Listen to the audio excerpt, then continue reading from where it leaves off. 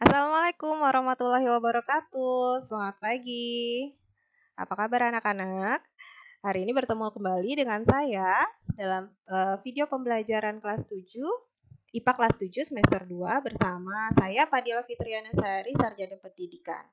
Oke, pada pertemuan kali ini kita akan membahas materi mengenai interaksi makhluk hidup dengan lingkungannya.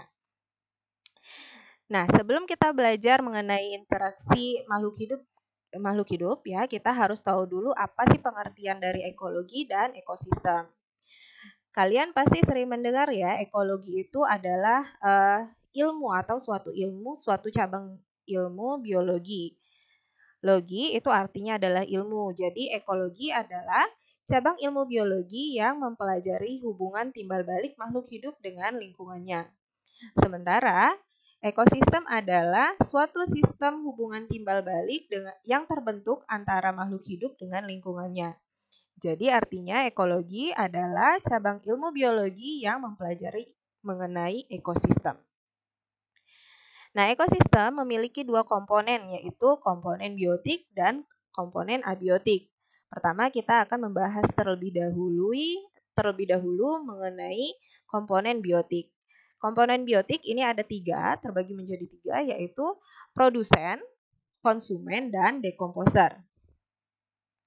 Oke, yang pertama produsen. Produsen adalah suatu organisme yang mampu mengolah dan dapat membuat makanannya sendiri. Jadi dia bisa memproduksi makanannya sendiri. Makhluk hidup yang bisa membuat makanannya sendiri ini kita sebut sebagai makhluk hidup atau organisme autotrof. Contohnya adalah tumbuhan hijau yang bisa melakukan proses fotosintesis. Nah, komponen biotik yang kedua adalah konsumen. Konsumen adalah organisme yang tidak bisa membuat makanannya sendiri. Jadi, konsumen ini memperoleh makanan dengan cara memakan organisme lain. Nah, organisme yang tidak bisa menghasilkan makanan sendiri ini kita sebut sebagai organisme heterotrof. Contohnya, hewan dan manusia. Berdasarkan makanannya, konsumen kita bagi menjadi tiga. Yang pertama adalah konsumen karnivora, yaitu adalah organisme atau konsumen yang memakan daging. Contohnya, singa, harimau, dan pemakan daging lainnya. Kemudian konsumen yang kedua adalah herbivora. Herbivora adalah organisme atau konsumen yang memakan tumbuh-tumbuhan saja. Contohnya, kelinci, sapi, kerbau, kambing, dan banyak lagi hewan-hewan yang memakan tumbuh-tumbuhan sebagai sumber makanannya. Kemudian yang ketiga adalah omnivora.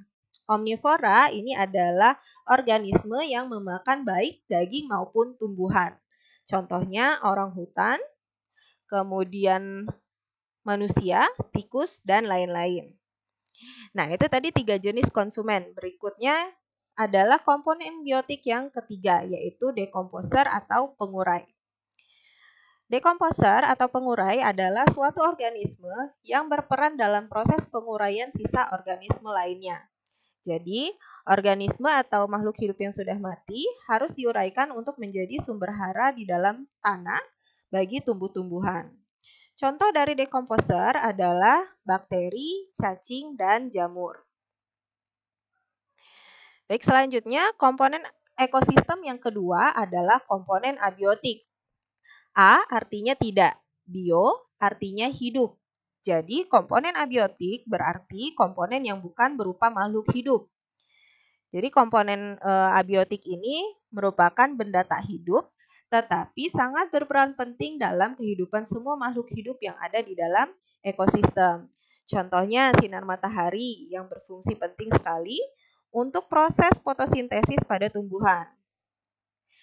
Ada pula air, di mana air berfungsi untuk minuman bagi para konsumen dan juga berperan penting sebagai bahan baku untuk proses fotosintesis. Selain itu, air juga bisa untuk tempat tinggal hewan yang hidupnya di perairan. Ada pula komponen abiotik berupa udara. Udara dibutuhkan untuk bernafas bagi semua makhluk hidup. Semua makhluk hidup membutuhkan udara atau oksigen untuk proses respirasi atau pernapasan. Selain itu, kita juga membutuhkan faktor abiotik lainnya berupa tanah. Tanah merupakan substrat utama yang kita gunakan untuk bercocok tanam. Tanpa tanah, kita tidak bisa menanam tumbuh-tumbuhan. Nah, tanpa tumbuh-tumbuhan, maka tidak ada produsen. Kalau tidak ada produsen, maka konsumen tidak bisa mendapatkan makanan. Sehingga tanpa komponen-komponen abiotik ini, kita tidak bisa hidup dan ekosistem tidak akan bisa berjalan sebagaimana mestinya. Berikutnya kita akan membahas mengenai satuan dalam ekosistem. Satuan terkecil dalam ekosistem biasa kita sebut sebagai individu tunggal atau organisme tunggal. Kemudian, sekelompok individu yang sejenis akan membentuk populasi. Lalu, kumpulan populasi-populasi yang menempati suatu tempat kita sebut sebagai komunitas. Nah, komunitas-komunitas ini akan bergabung bersama dengan komponen abiotik membentuk interaksi antara makhluk hidup dengan lingkungannya di dalam ekosistem. Nah, seperti apa sih interaksi antara makhluk hidup dengan lingkungannya? Dan seperti apa saja macam-macam interaksi antara makhluk hidup dengan lingkungannya? Kita akan bahas satu persatu. Pola interaksi dalam ekosistem. Yang pertama, pola interaksi antar komponen biotik. Contohnya pelangi ya, di mana pelangi adalah interaksi antara sinar matahari dan air hujan. Cahaya putih matahari akan dibiaskan oleh air hujan sehingga terpecah menjadi 7 warna dan membentuk pelangi. Kemudian pola interaksi yang kedua adalah pola interaksi antar komponen abiotik dan biotik. Pola interaksi ini melibatkan makhluk hidup dengan benda-benda tak hidup yang ada di lingkungan sekitar. Contohnya adalah fotosintesis, di mana pada proses fotosintesis ini terjadi interaksi antara sinar matahari dengan sebagai bahan baku fotosintesis dan tumbuhan itu sendiri yang melakukan fotosintesis tersebut.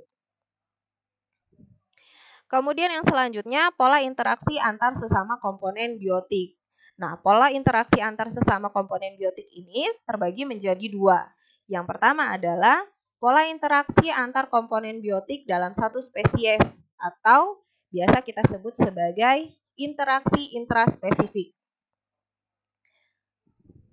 Contoh interaksi intraspesifik yang pertama adalah kerjasama. Misalnya antara berang-berang untuk membangun bendungan di sungai.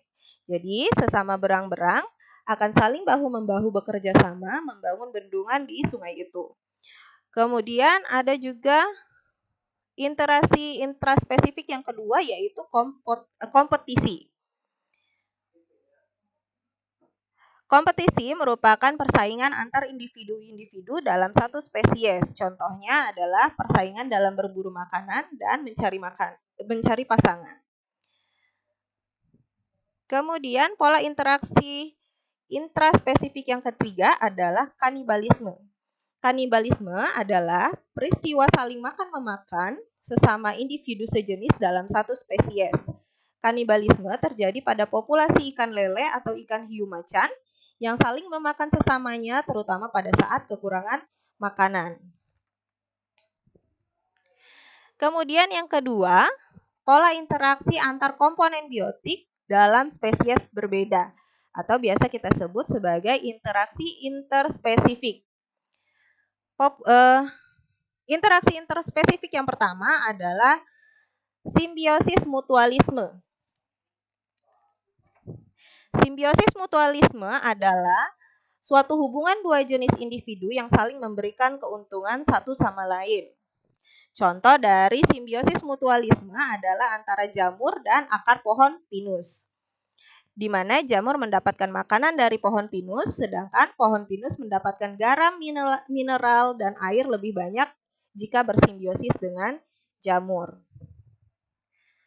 Kemudian yang kedua adalah simbiosis komensalisme, yaitu hubungan interaksi dua jenis individu yang memberikan keuntungan kepada salah satu pihak, tetapi pihak lainnya tidak diuntungkan dan tidak juga dirugikan. Contohnya adalah antara tanaman anggrek dengan pohon mangga. Tanaman anggrek mendapatkan keuntungan berupa tempat hidup, sedangkan pohon mangga tidak mendapatkan keuntungan maupun kerugian dari keberadaan tanaman anggrek tersebut. Kemudian yang ketiga adalah simbiosis parasitisme, yaitu interaksi di mana yang satu dirugikan sedangkan yang lain mendapatkan keuntungan. Contohnya antara nyamuk dan manusia, di mana nyamuk memperoleh keuntungan dari manusia berupa darah yang diisap sebagai makanannya, sedangkan manusia akan merasakan gatal pada kulitnya.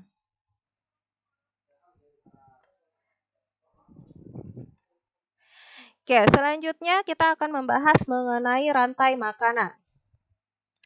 Rantai makanan adalah suatu peristiwa perpindahan energi melalui proses makan dan dimakan. Bisa dilihat dari gambar ini ya.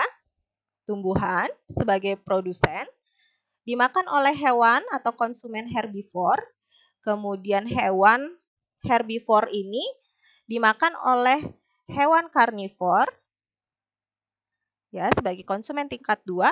Kemudian konsumen atau hewan karnivor ini dimakan lagi oleh konsumen berikutnya sampai kemudian konsumen tersebut mati dan sisa-sisa tubuhnya diuraikan oleh dekomposer. Kemudian hasil penguraian tersebut akan menjadi unsur hara yang akan dimanfaatkan oleh tumbuhan kembali. Berikutnya rantai-rantai makanan tersebut akan tergabung menjadi membentuk jaring-jaring yang kompleks yang bisa kita sebut sebagai jaring-jaring makanan. Jadi pengertian dari jaring-jaring makanan ini adalah kumpulan rantai makanan yang membentuk jaringan yang kompleks. Ada pula yang biasa kita sebut sebagai piramida makanan. Sesuai namanya, piramida makanan ini berbentuk piramida. Pengertian dari piramida makanan adalah piramida yang menggambarkan produsen dan konsumen dalam suatu ekosistem. Jadi digambarkan dalam bentuk piramida untuk menggambarkan bahwa jumlah energi maupun massa yang dimiliki oleh produsen adalah yang terbesar. Kemudian semakin naik, konsumen tingkat 1 semakin sedikit, naik lagi konsumen tingkat 2 semakin sedikit jumlahnya, sampai ke konsumen puncak yang jumlahnya adalah yang paling sedikit. Jika suatu ekosistem memiliki jumlah komponen biotik produsen dan konsumen sesuai dengan bentuk piramida, maka bisa kita katakan bahwa ekosistem tersebut seimbang. Oke, baik. Sampai di sini pembahasan mengenai interaksi makhluk hidup dengan lingkungannya sudah dibahas semua tuntas ya. Jika ada yang kalian belum jelas, kalian bisa bertanya kepada saya melalui grup WA. Kemudian untuk penugasan seperti biasa nanti juga akan saya sampaikan melalui grup WA ya, akan saya share melalui grup WA. Semoga kalian bisa memahami materi yang saya sampaikan hari ini dan semoga bisa bermanfaat. Sampai bertemu lagi di video pembelajaran selanjutnya. Wassalamualaikum warahmatullahi wabarakatuh.